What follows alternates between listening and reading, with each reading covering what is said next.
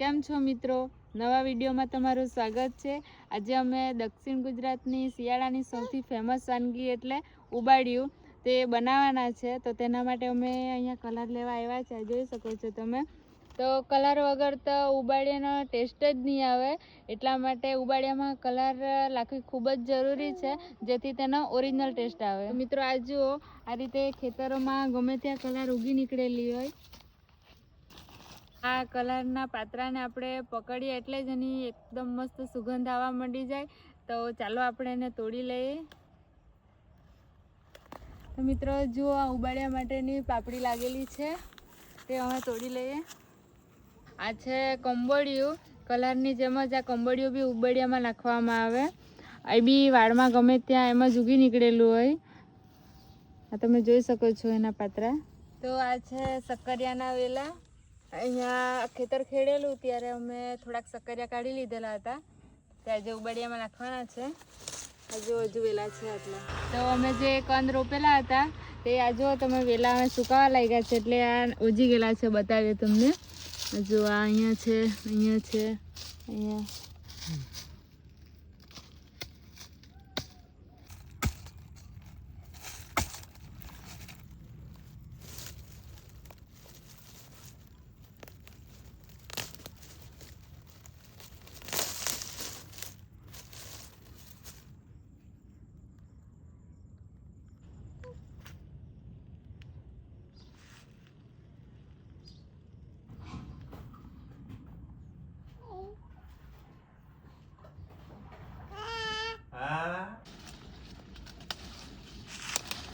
આ છે ખાખરાના પાત્રા, જેમાં આપણે ચટણી બનાવીશું। તે આ પાત્રામાં આ રીતે વાળીને અંદર માટલામાં મૂકી દઈશું, અને જે ઉબાડિયું ખાવા માટે પણ આ પાત્રા જ વાપરશું।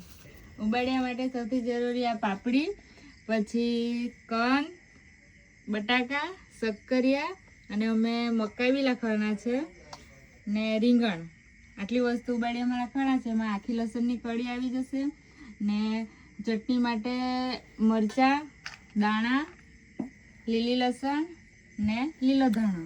ઉબાડિયું માટેની જે ચટણી બનાવવાની છે તે અમે હવે મિક્સરમાં બનાવી લઈએ, કારણ કે આટલી બધી સાધન સામગ્રી છે ઉબાડિયું ચટણીની, એટલે તે હાથથી વાટતા ઘણી વાર લાગે।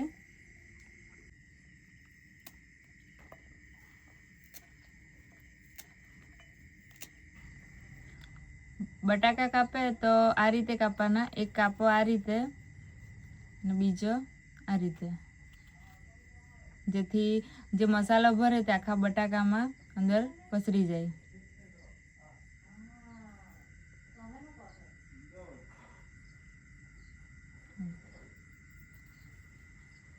આ જો મિક્સરમાં આદુ, લીલી લસણ, મરચાં અને ધાણાની ચટણી બનાવી લીધી છે, અને એમાં દાણાનો ભૂકો નાખી દઈએ।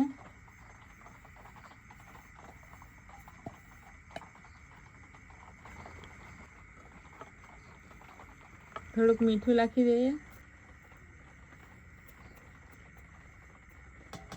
તો હવે આમાં બધા જરૂરી મસાલા નાખી દઈએ, હળદર, ગરમ મસાલો, મરચાંની ભૂકી, ધાણા જીરું અને મીઠું।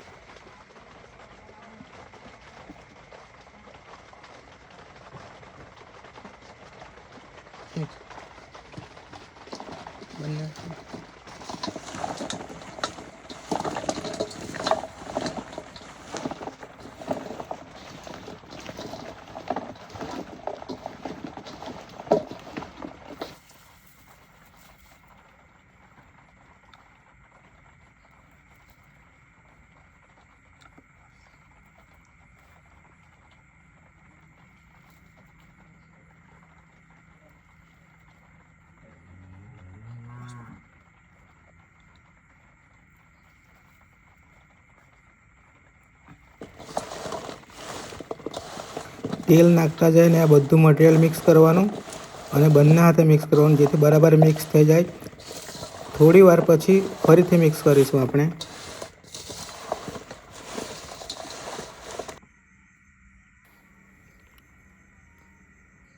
આ રીતે આપણે મસાલો ભરી દઈશું અંદર।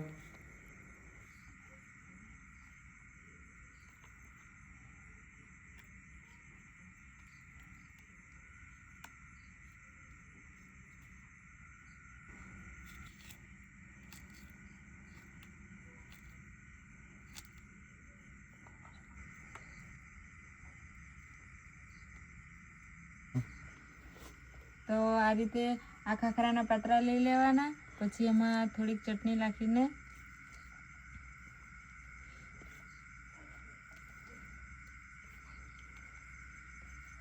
આ રીતે પડીકી વારી દેવાની ને ઉપરથી કાચો દોરો બાંધી દેવાનો.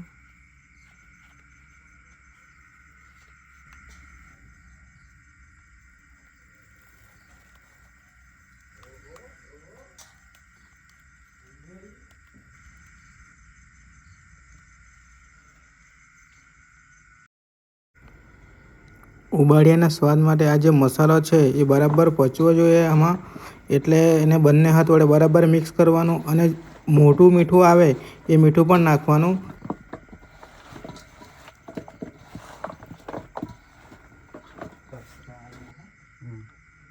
તો આ રીતે નીચે કલર ને ઉપર કંબળિયું એમ કરીને નીચે મૂકી દેવાનું. પછી એની ઉપર પાપડી અને બટાકા કંદ બધું મૂકવાનું. પછી પાછું થોડું કલર અને આ જે બધા પાલો છે તે બધો પાછો મૂકવાનો. તો આ રીતે અંદર મૂકી દેવાનું. પછી એની ઉપર પાછી થોડી કલર કોંબળિયું પાછું એની ઉપર ગોઠવવાનું. તો આ જુઓ, આ નીચે પાપડીને બધું અંદર મૂકી દીધું. પછી એની સાઈડ પરથી માટલામાં અને ઉપરથી પાછું આ બધો જે પાલો છે તે નાખી દીધો. પછી પાછું એની ઉપર રીતે ભરવાનું, એની ઉપર મૂકવાનું અને ભરવાનું. એ રીતે આખું માટલું ભરી દેવાનું.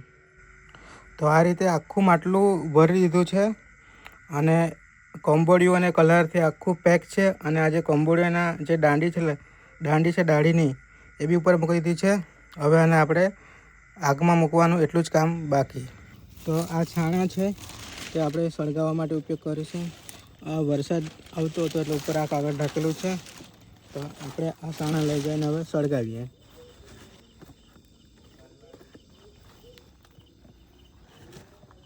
તો આ છાણા અહીંયા અમે ખેતરમાં લઈ આવ્યા છે અને આ ખેતરમાં હવે અહીંયા ઉબાડિયું પાડવાના છે.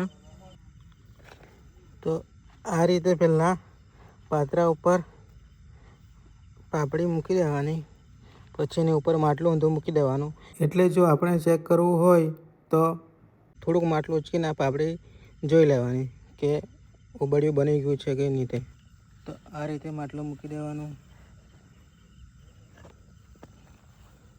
આ રીતે આપણે બંને માટલા મૂકી દીધા છે અને આ છાણા છે. તો પછી ચાલો એને ઉપર ગોઠવી દઈએ હવે.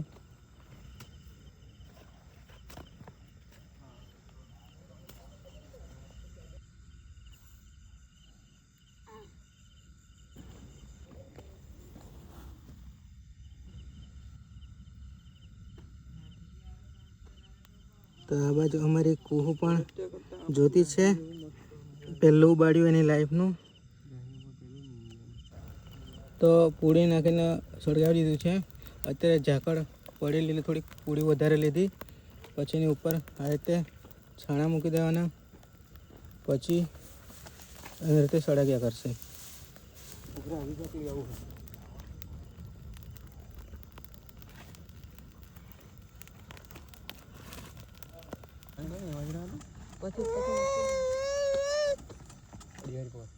તો આગ પકડી લીધી છે. તો હવે 20-25 મિનિટ સુધી આપણે સળગવા દઈશું, જેથી આપણું ઉબાડિયું ત્યાં સુધીમાં તૈયાર થઈ જશે.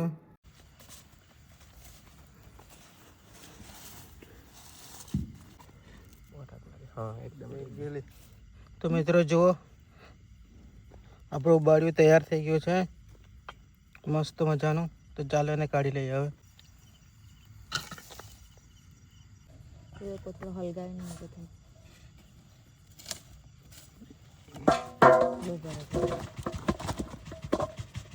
મિત્રો જુઓ, અમારું ઉબાડિયું ખાવા માટે તૈયાર થઈ ગયું છે. આ જુઓ બધી વાનગી છે. અમે છે રીંગણ છે, બટાકા છે, કંદ છે, શક્કરિયું છે, પાપડી અને આજે અમે ચટણી મૂકેલી હતી પડીકું બાંધીને તે છે. તો જુઓ લસણ છે, લસણ બી મસ્ત થઈ ગઈ છે તૈયાર. તો આપણે થોડું થોડું સાફ કરીને હવે ખાઈ લઈશું. તો મિત્રો, ઉબાડિયું બનાવવાની અમે અમારી રીત બતાવી. તમે કદાચ અલગ રીતે પણ બનાવતા હશો. અને હા, વિડીયો ગમ્યો હોય તો લાઈક, કોમેન્ટ અને શેર કરી દેજો. અને પેજને ફોલો નહીં કરેલું હોય તો ફોલો પણ કરી દેજો.